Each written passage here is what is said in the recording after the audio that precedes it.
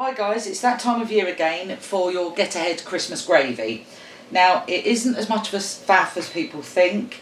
We're not going to have any wastage, because I'll explain that later. But basically what we start off with is 2 onions roughly chopped, 2 carrots roughly chopped, 2 celery sticks roughly chopped, 2 sprigs of rosemary, 2 bay leaves and 2 sprigs of thyme, 60 ml of sherry, 2 tablespoons of cranberry sauce, 4 chopped smoked bacon rashers, 4 tablespoons of plain flour, 10 chicken wings, which all I've done with those is just bash them with a knife just to put a few slits in them, just to get all of that flavour out, and some olive oil.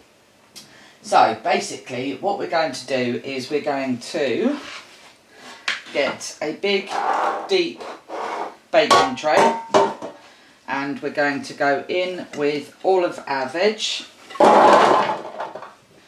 As I say, this seems like a faff, but it's so easy to do, and it's better off preparing it now. You can pop it in the freezer and then it's all ready then for the big day. So now we're going to go in with our herbs.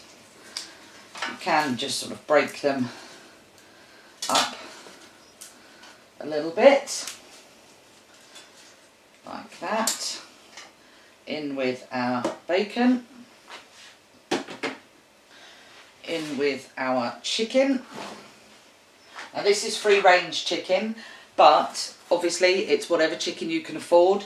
Chicken wings are generally quite good on price, and as I say, at the end of this you'll see that we sieve it all through, but it's not wasted because my husband will then eat what we've sieved through as like a stew on its own, so there's not really any wastage.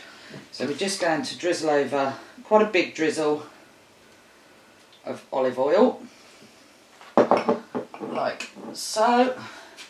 Give it some seasoning, salt and pepper. Now we're just going to toss this all around just to make sure it's coated in the oil and distributed a bit better in the tray, like so. Now all we do with this is I've got my oven preheated on 180 degrees, and I'm just going to cook this down now until everything's thoroughly cooked through for about an hour. Right, so my chicken and all of the veggies have now been cooking for an hour. So I've got 2 gas rings on relatively low. I'm just going to get the chicken out of the oven, pop it on to those 2 gas rings. It smells beautiful. So all I'm going to do now is just have a little scrape up, make sure nothing's stuck to the bottom, and if it is, just get all that lovely goodness up. Beautiful. Right, now we're going to go in with our sherry.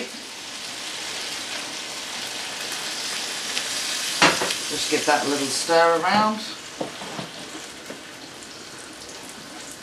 Lovely. Just going to take those bits of rosemary out because all of the leaves have come off of those now.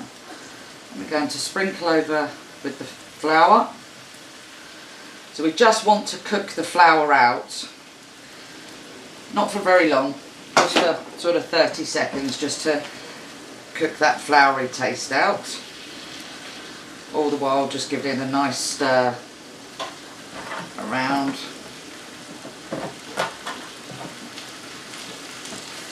Beautiful. So as I say, people think this is a faff, but it really is worth it because it's just the most amazing gravy that it produces. So that's the flour cooked out. So what we're going to do now is we're going to go in with 2 litres of boiling water.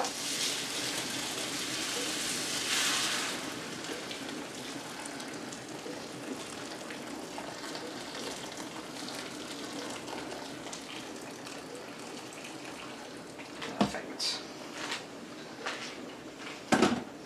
Just give that another stir, just getting all that goodness up from the bottom from your flour and all those lovely sticky bits. So now this is where you decide how thick you want your gravy. Some people like it really thick, some people like it quite loose. I like mine sort of in between. I don't like it too runny, but on the same token, I don't like it too thick that, you know, you could cut through it with a knife. So what I do is I just simmer this now for about 30 minutes until it's got the texture that I require for the perfect gravy.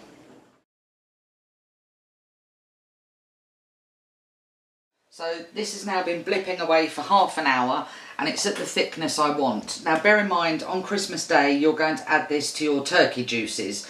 So if you find it's too runny once you've added it to your juices, just bubble it away and reduce it down further. If you find that it's a little bit too thick, you can always add a little bit of stock. But the last thing I'm going to do is go in with my cranberry juice and just stir that through, and because it's hot, that'll take no time at all to melt through. It just smells amazing, it really does. It's just beautiful. Lovely. So all that's left now is we just pop it into a sieve and sieve it through. Now this normally takes 2 or 3 goes because there's actually quite a lot in here. And as I said at the beginning, there isn't really an awful lot of waste. I mean, my husband will actually go through this and pick out the chicken meat and eat it. And, you know, a couple of carrots and a couple of onions, again, is minimal cost. Or you could just add some stock to them, blitz them down, and just make a little soup. So, as I say, we're just going to now start. Now, be careful doing this because it is obviously quite hot. And I'm probably, maybe it'll take 2 goes, I would think. Just go into the sieve.